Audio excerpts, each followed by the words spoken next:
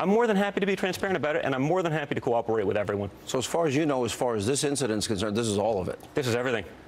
This is everything. Donald Trump Jr. telling Sean Hannity he had disclosed the full story about his meeting with a Russian lawyer. That was 3 days before we learned there was someone else in the room with reported links to Soviet intelligence. And it's time now for our Sunday group. Fox News senior political analyst Brit Hume, Dr. Ezekiel Emanuel, one of the architects of Obamacare and author of the new book, Prescription for the Future, Julie Pace, Washington bureau chief for the Associated Press, and the head of Heritage Action for America, Michael Needham. Well, Julie, how badly does the White House, officials in the White House, think that all the revelations this week about the Don Jr. meeting, how badly has it damaged their effort to just kind of sideline this whole thing as fake news? Well, in terms of sidelining it, I think this does a lot of damage. And when you talked to White House officials after the first couple of revelations about this meeting, there was a change. You could tell that they knew that this was more serious. They knew that this was going to be harder to talk their way out of for a couple reasons. One, we're talking about the president's son. Two, we're talking about actual emails that say in black and white that they were told this was part of a Russian government effort to help Trump. And three, the president's son then released those emails himself. So it wasn't anonymous sources. It wasn't something that they could pit on the intelligence agencies and say that this was coming from disgruntled intelligence officers. I do think, though, that the overall strategy from the White House, as you saw from the president's lawyer, is going to be to fight back, to try to say that even though you see these emails, even though you know this meeting happened, there was nothing there, and to continue to deny that there's any reason for any of these committees and the Mueller investigation to continue. I have an understanding that there really is a lot of disarray inside the White House, that the legal teams, particularly the legal team for Don Jr. and the legal team for Jared, are at cross purposes as to how to handle this, that nobody in the White House feels that they can coordinate, because if they do and talk to the outside lawyers, they're going to end up being called to testify before the committee. And I also understand that there is growing concern about the kind of dual role of Jared and Ivanka.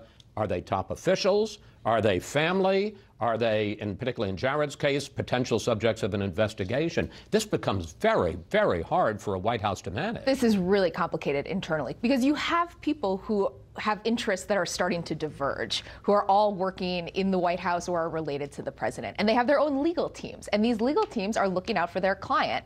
And if your client is Jared Kushner, that is your top priority, not the president of the United States, despite the fact that Jared Kushner is married to the president's daughter. Don Jr., he's going to have a legal team that is going to be focused on his interests. And frankly, a lot of the people in the White House think that the president's legal team has not been doing the president a great service at this point. Here's how President Trump defended the Donald Jr. meeting this week. It's called opposition research, or even research into your opponent. I've had many people, I have only been in politics for 2 years, but I've had many people call up, oh, gee, we have information on this factor or this person or, frankly, Hillary. That's very standard in politics. Brit, does that explanation fly? And as a veteran, as I am, of a lot of Washington scandals that we have covered, how damaging do you think this week's revelations were? The revelations are damaging in one particular sense, which is it means that there's no end in sight for this firestorm. And once you have, as Julie was explaining and you were pointing out, all these people getting lawyers and preparing to testify and all the rest of it, the burden on a White House is enormous.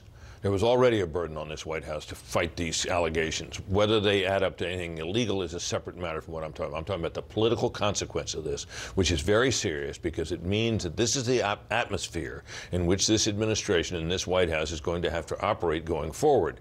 And then it begins to matter, Chris, about how well staffed the White House is, how well staffed the administration is, and all the rest of it. An administration and a White House can become paralyzed by this kind of thing. And that, among other things, is one of the dangers faced here. And the explanation that the president gives there just isn't sufficient. Chris, it is worth noting that this isn't the first time Russia has tried to influence American elections. It goes back at least to the 1960s, and we've had multiple cases where they've tried to actually influence. The Kennedy versus Nixon, Al Gore versus Bush, and every time they've approached some other candidates, they've spurned it or turned it over to the FBI. So the notion that the president says this is opposition research and everyone does it, it's not true. People do have standards. There are rules of engagement, and getting a foreign government to try to give you dirty information is something that the American political system hitherto has not permitted. So that notion is wrong. I'd say the second... Let me just pick up on that one point. We'll get back to you in a second with Michael, because I think it's fair to say you have been generally supportive of President Trump, but doesn't this set of emails and the fact that this meeting, and here were the people that were in the meeting, Don Jr., Jared Kushner, then campaign chairman Paul Manafort, and the Russian lawyer Natalia Veselnitskaya, doesn't the email exchange and the fact that those three Trump officials showed up at the meeting show at least an intent, a willingness to collude? Well, there was a willingness to accept opposition research from a foreign agent, and that's something that should be concerning. I thought it was interesting. I agree with what Zeke said, except he conveniently left out that Ted Kennedy in 1983 tried to work with the Russians to defeat Ronald Reagan, which in no way justifies anybody working with the Russians right now to get opposition research. But I think that's what it shows.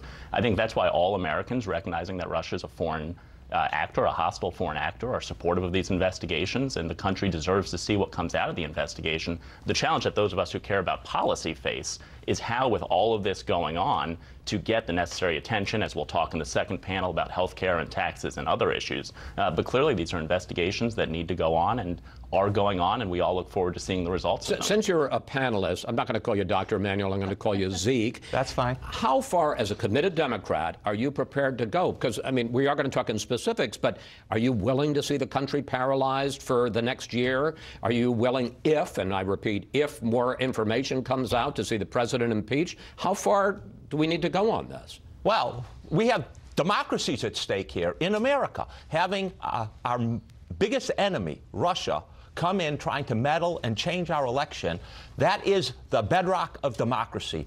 That is the most important thing. I do not want to see this country paralyzed, but I do not want to see our democracy undermined by having the President of the United States colluding, and his officials colluding with Russia. And remember, there are, when people go into government, they actually have to abide by the laws here. And one of the laws is you can't get anything of value, whether money or other things of value, from a foreign country. Now, information, if the opposition research is true, it's of value. It may not be of dollar value. I was going to say, you heard what Jay Sekulow had to say to that. Your response to Zeke? He's grandstanding. We should all allow the investigation to play out. We should look at what happens when the investigation plays out, and then we should have a discussion right now. The emotion that was just displayed was nice, but it's grandstanding until the facts come out. Look, democracy is a very fragile thing. We have seen in other countries. Turkey is a very good example of how someone can win an election and totally undermine democracy by taking down judicial independence, the press, and free elections. Let me just say, grandstanding has gone on before on this panel. You got 15 seconds. I have the hunch here that American democracy has survived this effort, and we don't really know how far it went. We don't know whether it had any real noticeable impact on the election or any of that. And it seems to me to become kind of overwrought about the fact that our democracy is in peril because of all this is a little premature, at least. Panel, we have to take a break here.